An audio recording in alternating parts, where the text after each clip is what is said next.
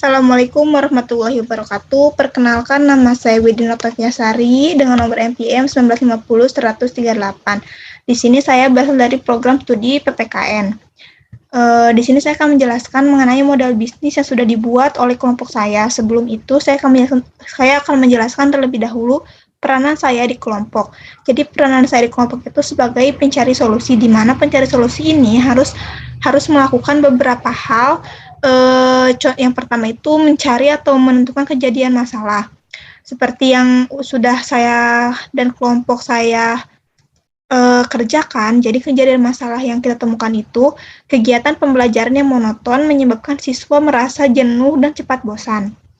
Lalu yang kedua, peluang yang saya lihat atau yang saya dapatkan dari kejadian masalah tersebut yaitu memberikan kesempatan kepada pengajar untuk lebih memperluas gaya mengajar sehingga pembelajaran lebih menarik. Lalu di sini untuk solusi kreatifnya itu yang saya dan kelompok saya sepakati atau yang akan dilakukan itu membuat suatu produk atau platform pembelajaran yang mudah digunakan dan dijangkau oleh masyarakat di masa sekarang. Lalu untuk inovasi yang akan saya lakukan dan kelompok saya itu untuk mengatasi masalah tersebut, maka perlu dibuat suatu proyek dengan memanfaatkan teknologi dan aplikasi yang ada seperti membuat video pembelajaran yang inovatif, kreatif, bervariatif, dan menarik, sehingga pembelajaran dapat tersampaikan secara lebih optimal. Lalu, pengajar menyediakan latihan soal untuk menunjang pembelajaran dan memastikan bahwa pembelajaran peserta didik tersebut terlaksana tahap demi tahap yang dilihat dari hasil latihan soal tersebut. Lalu di sini saya akan menjelaskan mengenai model bisnis yang sudah kami buat. Yang pertama itu untuk mitra kuncinya itu ada Tuto dan Edupreneur, lalu ada Dinas Pendidikan dan LIPI, lalu operator jaringan, e-komersi, media sosial, dan media berita.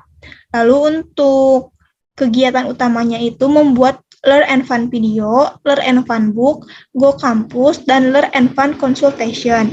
Lalu untuk sumber kuncinya itu, yang pertama ada smartphone, yang kedua ada laptop atau komputer, yang ketiga ada manusia, dan yang keempat ada internet. Lalu untuk proposisi nilainya itu, yang pertama kita akan menyajikan materi berdasarkan kurikulum nasional. Lalu paket yang akan kami sediakan juga yaitu paket berlangganan yang terjangkau oleh semua kalangan. Lalu belajar melalui video, buku materi yang menarik, dan tutor yang interaktif dan motivatif.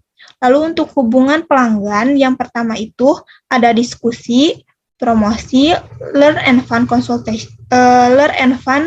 consultation time.